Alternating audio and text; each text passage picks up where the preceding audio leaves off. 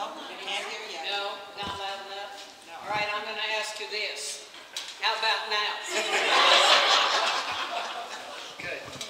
God knew I was going to be a PE teacher, and he said, honey, speak up. And I did. And I have. And I'm going to speak up and tell you right now that Merchants Park wouldn't be there if it wasn't for a lady sitting back here on this table, or chair. Jelaine, if you want to stand up and tell what you have done as a family for this. Well, this meeting, I really had nothing to do with it, but my grandfather, Ernest Edelman, loved the community, and he owns a lot of property from the last stoplight going south of Lamar on both sides of the highway. And so my grandfather, along with the county commissioners and other city leaders, the mayor, they put their heads together, and my grandfather said, look, I will donate the land, and if you guys, and I'll put a deed restriction on it, but I want it used to be for sports, recreation, or education. And so that became the ballparks, the fairgrounds, the college, and the golf course. So I think he would just be delighted today to see that what it has become, and he's an avid sportsman and horseman, and he just loved the community and really wanted to grow. So that happened, I think, in maybe in the 1950s. I've kind of forgotten, yeah, they all put their heads together and started trying to get the merchants to. That's how it got its name, I guess. Merchants is that the merchants throughout the Chamber of Commerce all started putting some money together and donating, and so they had the land and they started building. Julie, I'm glad you're here. It's a nice way for us to get started this evening, because that's history and a lot of things have gone between this. Of course, we're here tonight to remember Wayne Stiles, and his lovely wife is with us tonight. And thank you for being here, and thank you for sharing your husband many hours for many reasons, and it was all worthwhile, I can tell you. What I'm going to read was not written by myself, but was written by Anna Marie and Crumpton. And Anna Marie, I'd like for you to stand up as well, because the article is wonderful, and I hope I do it justice. The name of this article is called Stepping Up to the Plate. And if you can't hear me, get your hand up, because I can get a lot louder. But you're not running the field, so I think you're okay. In 1995, a group of motivated community members recognized the need to make significant improvements in Merchant Park. 2 committees were chosen. Those committees formed to raise funds and improvements so that contributions would stretch as far as they could as possible. According to the initial documents, the group to solicit donations included Gibbs Sprout, L.D. Ellington, John Hodgson, and I'm glad to say my dad, Gary Peyton, and Rick Angers. They were respected businessmen who were not afraid to ask others to contribute to a good project. And those committees raised over $160,000.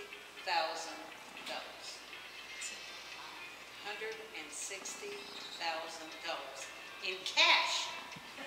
Donations and 1,000 more of in-kind contributions. Others gave dirt work, soil, rock work, discounted products and services. These contributions made a difference in the project to make Merchants Park a point of community pride again.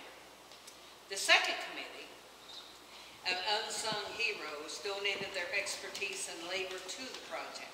Several of those who contributed manpower over countless afternoons and weekends have moved away, and a few more are gone completely. Among the very best of those men Gibb Sprout, Larry Smith, and with Wayne Stiles passing on December the 17th, we have lost another hardworking, community-minded citizen that rolled up his sleeves for one reason, for Lamar. While Gibb Sprout may have been the business brains of the operation, Wayne designed most of what we see as Merchant Park today. He worked hard, hand in hand with LaVoy, McCorkle, to complete the complex, acting as the chairman or foreman to a long list of volunteer day laborers. And that was usually on Saturdays, evenings, after school, after work, and many mornings, and before church. And they did it because they wanted to make Wayne proud of them, and they wanted to be part of the city of Lamar and make Merchant Park better. Wayne designed most of what we see at Merchant Park today. He worked hand in hand with LaVoy McCorkle to complete the complex, acting as foreman to a long list of volunteer day laborers. Merchant Park wouldn't be the same without Stiles' design or Mr. McCorkle's masonry work. Based on a list kept by Gibb and other volunteers who came to help, and these people were included, and the best that we know: John Hartshorn, Larry Roman, Jerry Bates, L.D. Ellerton and Scott, Greg Lesage, Dan and Brett Olson, Andy Wyatt, Rick and Robbie May, Rock Cousins, Phil Forney, Keith Rook, Bud and Curtis Hartshorn, Doug and David Harbour, Randy May, Gene Cruikshank, Pete Frost, Mike Rankin, Bobby Ward, and Scott Crampton in the LCC baseball team. Some are here, some are gone. This is certainly not the entire list who contributed sweet for the project, but it represented a substantial portion of them. And when the accompanying hitting building, and I would put batting building, but anyway, the building was completed in 2000. Wayne Stiles again, LaVoy McCorkle again, Gibb Sprout completed the locker rooms, the storage area, to take the structure from an empty metal building and lost it into a multi-use space for the Lamar Community College baseball and softball teams. Anyone who knew Wayne, Gibb, Larry, or LaVoy seen them as everyday men who loved Lamar, who were willing to sweat to make great things happen. And as I look at my generation and those coming into maturity now, I pray that we can be just as passionate about making Southeast Colorado a better place with our time and our talents and our treasures. Rest in peace, Wayne. You taught it well. I hope others follow in your footsteps and work to make Lamar great. And LaVoy, as the last of those dedicated Merchant Park men who were willing to sacrifice countless hours to make something better, we thank you. And all those, with all those who were there also. This was written by Anne-Marie, and Anne-Marie, thank you. It was a wonderful piece.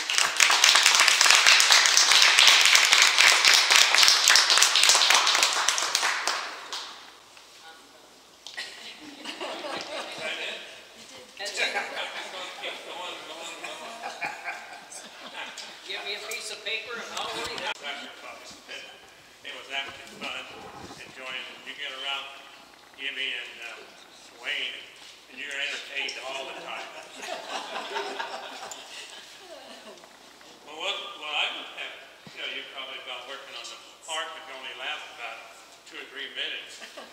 I thought it might be interesting to go back and a little bit of history and work our way up. And I just happened to be reading the Prowers County Historical Society newsletter the other day, and I was really surprised that it said in 1887 that Lamar played for the championship of the Southeast Colorado and Southwest Kansas, which was Garden City at the time. And Lamar was only a town in 1886, when it was only 1 year old. And I'm thinking, that's the same team I played on in 1956. Except at that time we called it the Kansas Colorado Semi-Pro League. And it lasted that long and it died when we started playing. But it lasted until about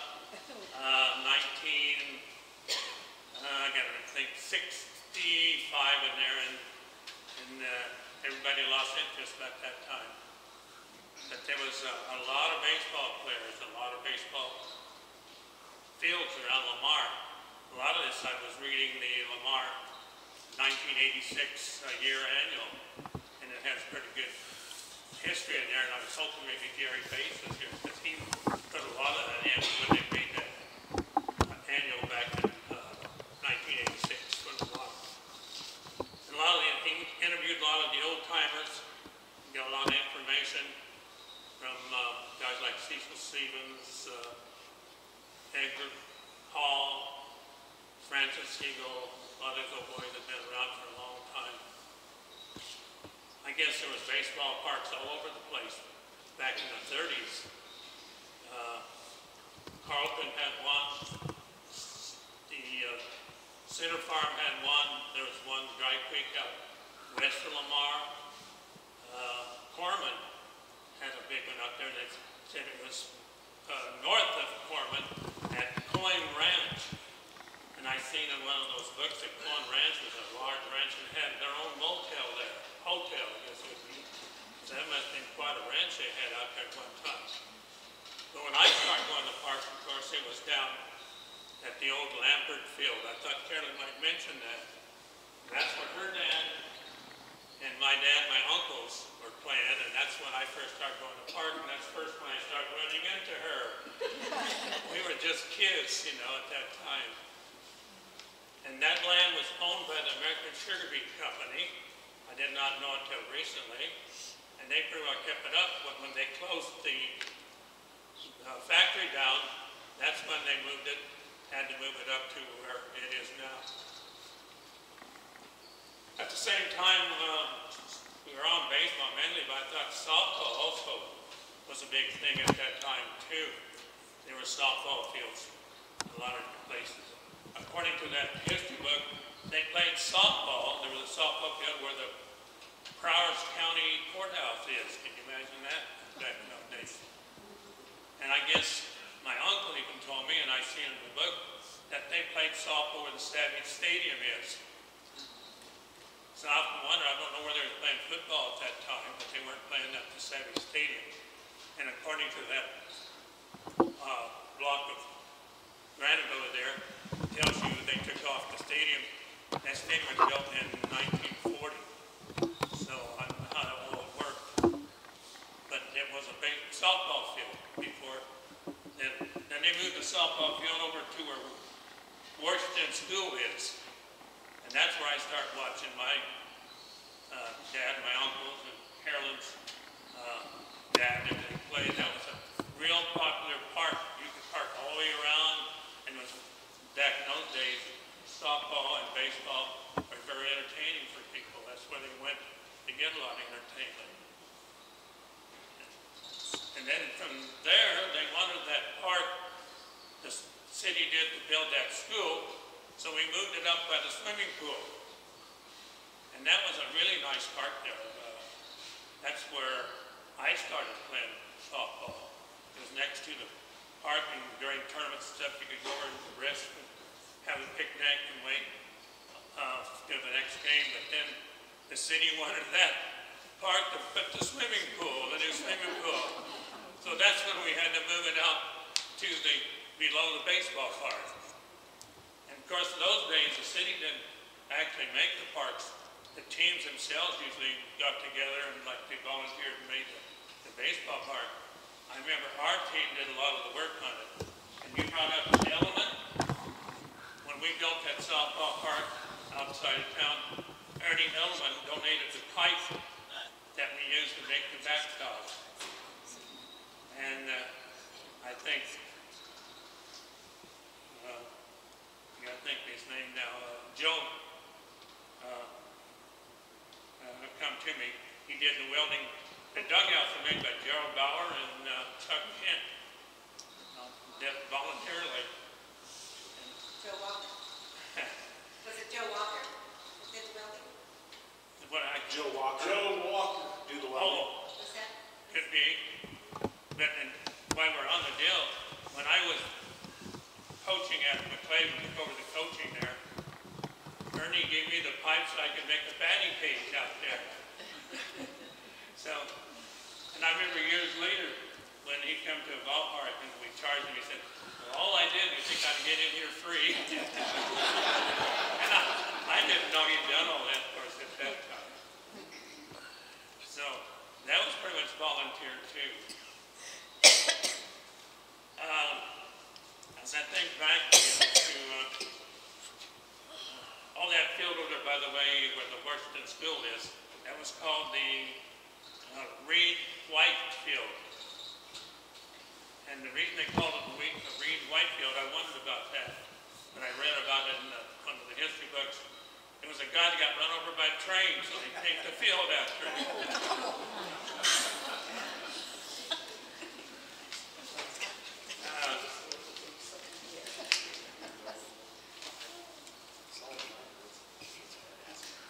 I'm thinking back to things that happened around the ballparks and stuff. And there's a name that comes out, Melvin Henriksen. He was our bad boy. And gee, if you'd been around Melvin, you would never forget him. He was a Down syndrome kid. So delightful to be around. And I guess most of you know he also swept the floors at the basketball. And the high school athletic coach gave him a letter jacket. He was so proud of that. My Uncle Albert was the coach of the Connie Mack team back in those days. And they used to take him on trips with them when they go to out of town. I know once they said they went to Dallas and they were staying in this place. They had about 4 or 5 levels of rooms. You had to take elevators up. And Melvin got lost going up and down those elevators.